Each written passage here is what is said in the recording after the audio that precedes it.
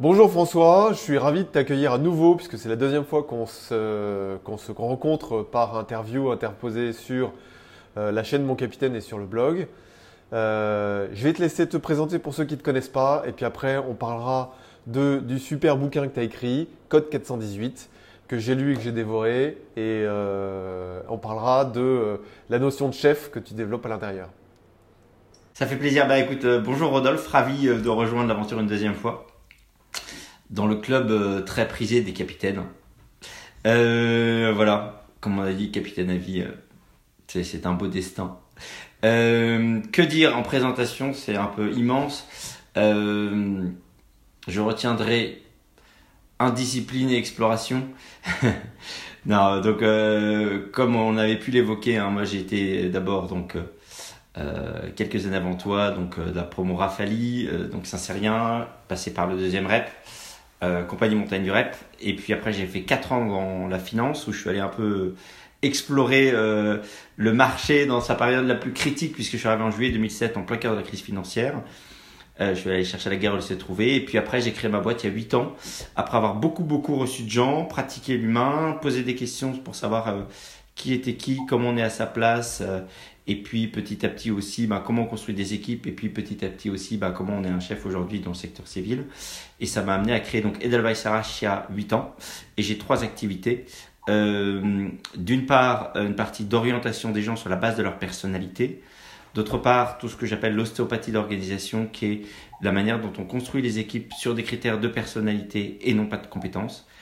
Et enfin, toute la partie sur laquelle j'investis de plus en plus aujourd'hui, que j'appelle l'accompagnement au discernement opérationnel, c'est-à-dire comment justement je configure, j'aide, j'accompagne des patrons dans leur métier de chef, savoir prendre les bonnes décisions dans la durée, en fonction de contextes qui évoluent tout le temps. Voilà. Et puis après, voilà. Et puis après, que dire, il y a une partie d'écriture, c'est notre sujet. J'ai eu 2 fois en fait l'intuition de pouvoir traduire en écriture ces sujets-là pour que ça puisse toucher un plus grand nombre. Il y a 2 ans, j'ai écrit un livre sur lequel tu as eu la gentillesse de m'interviewer qui s'appelait Le temps des chefs est venu, et dont et j'ai eu le bonheur de voir que les intuitions avaient pu se révéler dans le temps, c'est-à-dire le sujet aujourd'hui en politique n'est plus les programmes, mais la personnalité du personnel politique. Et on voit bien qu'il y a un problème de casting qui se manifeste avec la mort des partis de manière de plus en plus patente.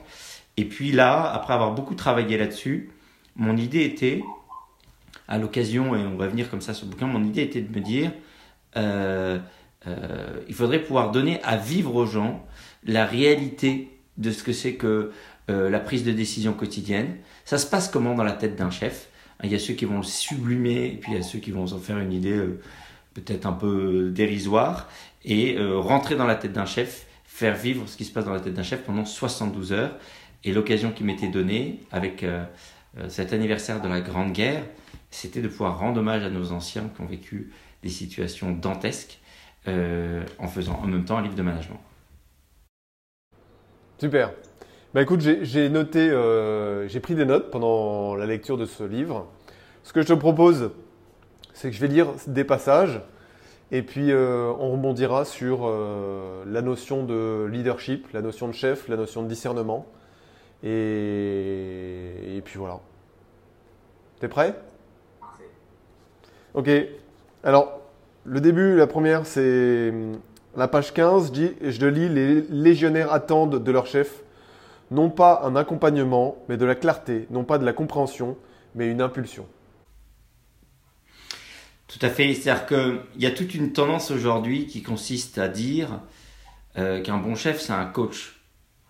Quand j'ai des clients, je leur dis une chose très simple. Je leur dis, mon client, c'est pas vous. Mon client, c'est la mission. Et donc, un légionnaire qui est un obsédé de la mission, je rappelle l'article 6 du Code du légionnaire, la mission est sacrée, tu l'exécutes jusqu'au bout à tout prix. Si c'était modifié dans la formulation finale, un subordonné, il a besoin qu'un chef l'aide justement, c'est ça qui va le rendre fier, debout, durable. C'est que son chef lui donne justement cette impulsion qui lui permet la mission. S'occuper de quelqu'un pour quelqu'un, sans le raccorder à la mission, c'est lui faire momentanément plaisir, mais ne pas lui permettre la croissance par la contribution à la victoire. Exactement. Et de la clarté, c'est hyper important, surtout alors en particulier quand on s'adresse à des légionnaires qui n'ont pas comme langue maternelle majoritairement le français. Mais on s'aperçoit, si on étudie un petit peu la communication, qu'on a un mode de communication qui est quand même hyper différent les uns des autres.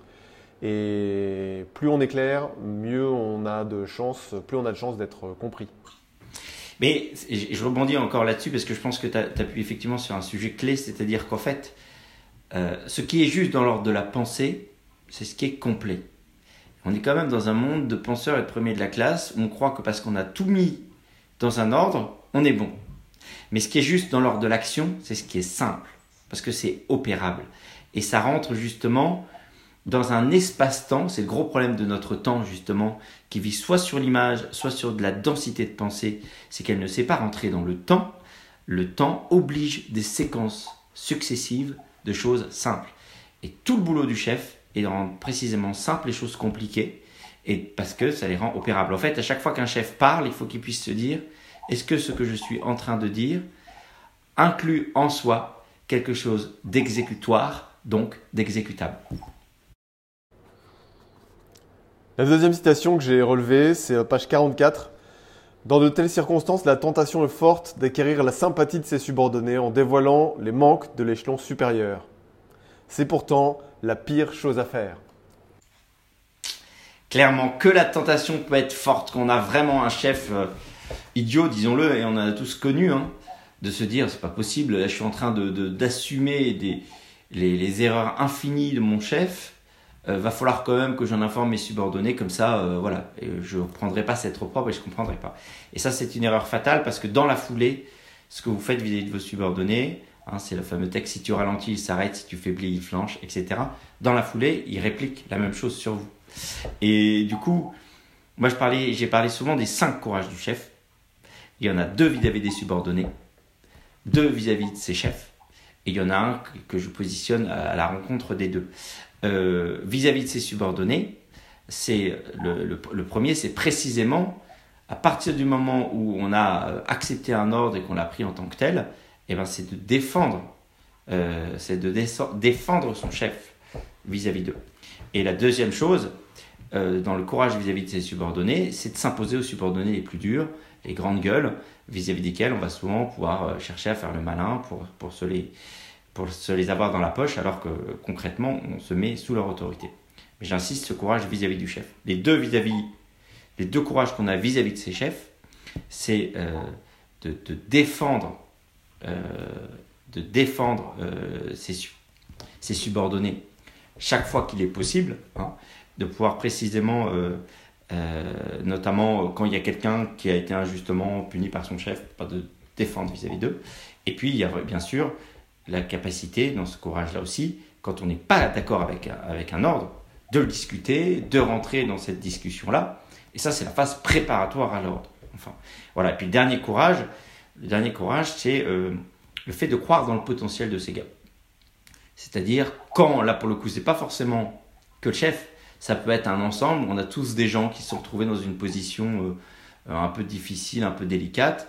On peut tous avoir la tentation de dire, bon, de toute façon, il y a un problème, etc. Le fait que là, on croit en lui et qu'on lui donne une possibilité, encore faut-il qu'on exige proportionnellement, ça change tout. Voilà, mais c'est pour camper le décor du courage.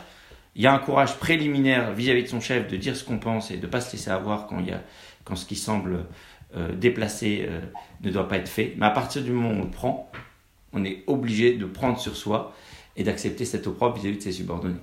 Et j'irai plus loin. J'étais très bavard sur le sujet, mais c'est l'occasion de rebondir sur ces courages du chef qui me paraissent un élément clé. C'est que souvent, on s'aperçoit que, parce qu'il vaut mieux, une unité sur quelque chose de pas parfait qu'une désunion dans une recherche de perfection, que quand on soutient son chef parfois dans des choix intermédiaires qui paraissaient pas parfaits, on s'aperçoit que dans la durée, en fait, ça permet des choses auxquelles on n'avait pas pensé et que tout le monde y est gagnant. Exactement. À la page 73, il y a quelqu'un qui s'est fait tuer. Et vois-tu, la vie n'est pas une partition. Ça se passe rarement comme on l'avait imaginé. Regarde cette guerre. Le sujet, ce n'est pas de revenir sur un passé dans l'espoir de le changer. Le passé est mort, disent les Arabes, et ils ont bien raison. Crois-tu vraiment que même avec une mitrailleuse, tu aurais pu empêcher autant d'Allemands déterminés à tuer Kravitz? C'est les Legionnaires Diavolo, qui est italien. Voilà. Effectivement, c'est clé, et je pense que, merci aussi de souligner ce passage, sur le rapport au passé. Je pense que la logique perfectionniste, qui est souvent encore une fois une logique d'expert, fait qu'on va revisiter sans cesse les choses en pensant à la manière dont on aurait pu faire différemment, etc. Il y a deux problèmes. Un, parce que c'est mort, c'est foutu. Et deux, parce que quand on fait ça, cette énergie qui est dépensée à ça nous empêche de voir l'opportunité. Il y a un conte que je raconte souvent, qui est un conte mongol, qui raconte l'histoire d'un grand-père qui un beau jour reçoit dans son jardin un cheval. Tout le monde lui dit « Attention, c'est dangereux, n'y va surtout pas, il peut arriver des problèmes, ce qui vient de la montagne, c'est compliqué, etc. » Il dit « Danger ou pas, qu'importe, je vais m'occuper de ce cheval. » Et puis, peu de temps après, le cheval se fait la malle et disparaît dans la montagne. Là-dessus, tout le monde lui dit « Ah, tu vois, grand malheur, on t'avait prévenu, t'as perdu du temps pour rien, pourquoi t'as fait ça, etc. » Il dit « Temps perdu ou pas, j'ai appris à dresser un cheval. » 2 mois plus tard, le cheval revient de la montagne avec 5 copains. Quelle chance tu as 6 chevaux désormais. Chance ou pas chance, qu'importe, je vais dresser ce cheval. 2 mois plus tard, son fils, montant sur ce cheval, tombe brutalement de ce cheval et se fracasse la jambe. Fracture ouverte. Quel grand malheur, on t'avait toujours dit que ce qui venait de la montagne était un danger, etc. 2 mois plus tard, la guerre éclate dans ce pays. Tous les enfants sont mobilisés. Son fils, gravement blessé, ne va pas à la guerre. Il échappe ainsi à une mort certaine, etc. Ça illustre 2 choses pour moi. Un, le fait que la matière opérationnelle n'est pas bonne ou mauvaise, même si là il y a quelque chose de grave en tant que tel, puisqu'effectivement il y a eu ce mort, et qu'on ne peut que le regretter. Mais ce qui est intéressant, c'est de voir que toute matière, elle est rebond à partir du moment où on aurait toujours pu faire mieux, mais à partir du moment où on se concentre sur l'étape d'après, on fait en sorte que ce malheur devienne quelque chose de positif, devienne un lieu de fécondité, devienne un lieu d'avancée. Et quand on a cet état d'esprit-là, eh ben, on a une plus grande capacité, encore une fois, à transformer tous les échecs en succès. Exactement, tous les échecs ou les potentiels échecs en opportunités, oui. Alors, à la page 78, il y a des exemplarités apparentes qui n'en sont pas. La seule chose qu'on ne pardonne pas à un chef, c'est de ne pas avoir décidé. Le subordonné se fiche pas mal qu'il soit inoccupé tant qu'il tient la boutique. Mais s'il se met à occuper l'espace pour se prouver qu'il sait tout faire et qu'il ne cesse de travailler, alors il inhibe les bonnes volontés et les démobilise. Oh oui, oh que c'est important de répéter ça. Ce qui est très intéressant là-dessus, c'est que souvent ça parle aussi de type de personnalité. C'est-à-dire que les personnalités expertes, souvent aussi, elles ont besoin de se prouver sans cesse qu'elles sont expertes dans tous les domaines. Et donc elles envahissent leur champ de management du besoin immodéré de retrouver leur sensation d'expert devenu manager en montrant qu'ils sont bons partout. Ceci étant posé, ça peut être le biais un peu de tout le monde. Et moi j'ai là aussi une image très simple, c'est l'image du roi lion. Je parle, voilà, le roi lion, on le autorise à passer du temps tranquille, à dormir la bouche ouverte, parce qu'un lion ça dort quand même une grosse partie de la journée, à laisser taffer les lionnes à partir du moment où, quand ça cancre vraiment, il est là et qu'il a l'énergie nécessaire à faire en sorte que le danger soit écarté. S'il veut faire le malin pour montrer que lui aussi c'est chasser, il faudrait que je m'entraîne sur la phrase, et qu'au moment du danger, il est de tension et qu'il n'est pas capable d'assurer, les lionnes seront impitoyables avec lui parce qu'elles se fichent pas mal de savoir qu'il sait bien chasser comme elle à partir du moment où il n'est pas au rendez-vous de ce qui est grave. Je parle même pour ça parfois de devoir de paresse opérationnelle. C'est-à-dire qu'il faut savoir calibrer là où se joue l'action pour sans cesse se mettre à l'endroit où on aura besoin de durer pour que la mission soit tenue jusqu'à la fin. On a ce devoir absolu d'être celui qui permet la mission jusqu'à la fin.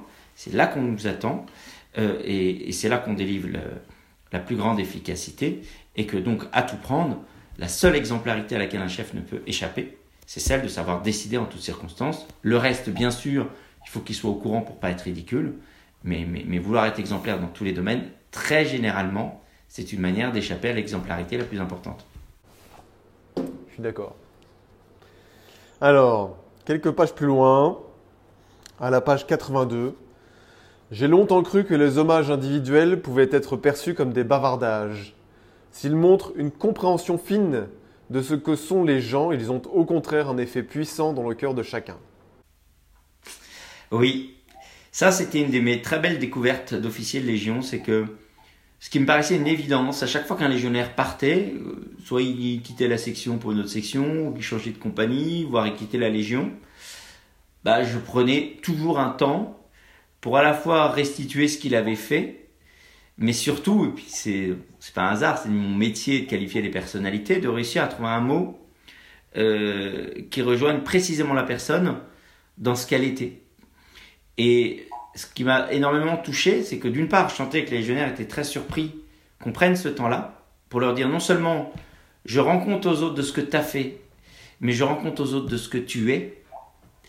Et je voyais surtout qu'il y avait d'autres cadres, et notamment mon adjoint qui était un Polonais qui pouvait sembler rugueux comme ça, était extrêmement touché de l'attention, pour ne pas dire de l'affection que je portais, sans jamais le montrer parce qu'on est dans un univers rugueux, encore une fois, à chacun de mes légionnaires. Et je pense que ça, c'est un effet démultiplicateur très fort, et pour la personne visée, et pour le groupe entier. Je suis entièrement d'accord. C'est nul d'être tout le temps d'accord avec toi, franchement. Ouais, tu pourrais franchement rentrer dedans, là. Alors, le dernier passage, c'est Pauline. C'est l'homme davantage encore que le guerrier qui est beau en vous. Puisse Dieu vous prêter de longue vie. Pauline du hameau des Gaspards.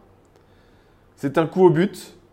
Protégé derrière mon armure, jamais je n'avais été approché d'aussi près. Tous les combats du monde ne sont rien si l'homme qui les porte ne peut s'exposer à être un jour accueilli et regardé en vérité pour ce qu'il est et non pour ce qu'il fait. Je ne veux pas, ce faisant, donner à mon émotion plus de règne qu'elle n'en possède. Je savoure ce moment vrai, riche, intensément humain, au creux de l'absurdité. Si je survis, je reviendrai voir Pauline et nous verrons quel chemin s'ouvre à deux bicyclettes éprises et insoumises. Tu vas droit au but d'un truc très intime du roman, mais merci de ça. Comment dire ? C'est émouvant ce truc, parce que ça livre plein de choses. Il y a forcément dans ce genre de sujet beaucoup de réflexion personnelle. Bon, voilà. Moi, je retiens deux choses. C'est que, encore une fois, la centrale nucléaire d'un combattant, c'est son âme, c'est sa capacité à s'affronter lui-même, c'est sa capacité à regarder en profondeur les lieux où il doit se tenir debout, les lieux où il est chancelant, les lieux où il est fragile, les lieux où il sait que il se nie à lui-même un certain nombre de choses, toutes les quêtes éperdues qu'on connaît. Il y a des gens qui vont dans des aventures ou dans les guerres ou qui courent tout le temps parce qu'ils fuient une partie d'eux-mêmes. Et ce qui est très intéressant, c'est la manière dont ce guerrier qui sort du chaos se laisse rejoindre au plus profond et sans doute dans l'endroit à la fois le plus fragile mais aussi le plus crucial de son être, parce que c'est ça qui va conditionner sa durée, en ayant un regard complètement inattendu, ce défaut de cuirasse de quelqu'un qui l'amène à dire « Qui es-tu ? Où vas-tu dans ta démarche ? Comment pourras-tu durer ? Et comment t'alignes ta quête avec l'essentiel de ce que t'es ?» Voilà. Et au-delà, voilà. Et de le faire dans le temps. C'est-à-dire que, vous voyez, j'absorbe cette émotion dans le roman et je lui donne juste la portée qu'elle mérite, c'est-à-dire que c'est une émotion intermédiaire de découverte. C'est pas un plan sur la comète, mais c'est une émotion qui doit être accueillie comme telle. Et cette émotion accueillie, qui se traduit en regard lucide sur soi, qui se traduit ensuite par une capacité à se positionner dans l'axe de son talent, c'est pour moi profondément ce qui fait que quelqu'un est durable, est juste, et du coup est puissant. C'est comme quelqu'un qui fait de l'escalade, il cesse de faire tout avec les bras, il commence enfin à mettre les jambes, et c'est là que ça commence à aller plus vite. Et c'est le cœur de mon métier, c'est-à-dire de le faire et individuellement sur les gens que j'oriente, et collectivement dans les groupes où je positionne les gens et je démonte les faux semblants et les fausses apparences, et en tant qu'accompagnateur de chef pour permettre aux chefs de le faire à leur tour sur les gens qu'ils commandent. Super. Bah écoute, merci François pour ce livre qui pour moi est une bonne synthèse de ce qu'est un chef. On comprend mieux comment un chef militaire peut appréhender le contact avec ses hommes.